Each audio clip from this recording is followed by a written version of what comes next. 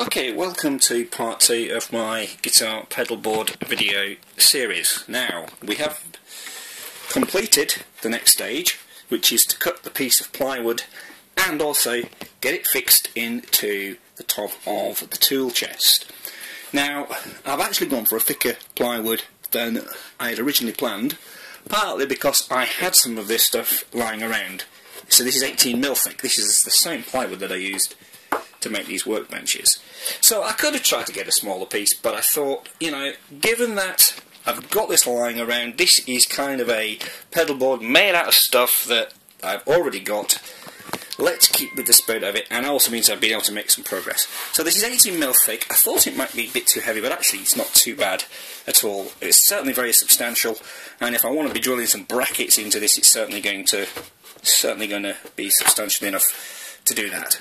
So, once it was cut to shape, and it fitted perfectly first time, so I was very happy about that, the next question was how to fix it. Now, obviously there was nothing substantial enough to glue it down to, so it was going to have to be screwed on some way or other. And the first plan was to perhaps do one in each 4 corners, okay? And I did actually start with a hole here. You can just see the hole in the pedal board there. But obviously, you know, you need some washer or filler there, because all it did was pull that in, and it stood too proud anyway. So we ditched that idea. Then I looked very closely at this area here, because here the actual wood touches the plastic of the pedal board. So I thought, well, that would be an obvious place to attach it, to put some screws through here. But obviously you've got this protrusion here where the lid handle fits.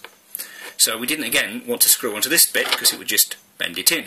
But I thought, what happens if you make a hole big enough to get a screwdriver through, so that you can then get the screw in this part of the plastic, which is exactly what we've done. So you've just got a couple of holes and then the screws going in here, and we've done exactly the same at this side as well.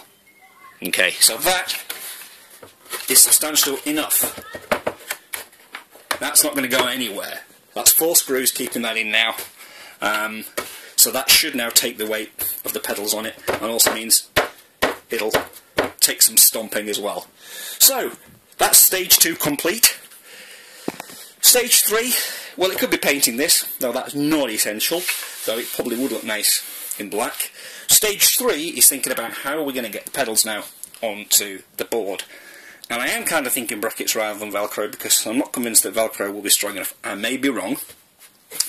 And this is going to be the challenge, because this is still plastic, and this is where the power supply unit is going to go, which is pretty heavy. So, yeah, there's still some challenges ahead, but it's beginning to take shape. And you might want to say, or you might want to ask the question, does it still go back on the case? It absolutely does. See if I can do this one-handed. There we go. Still fits. Still looks like a tool chest.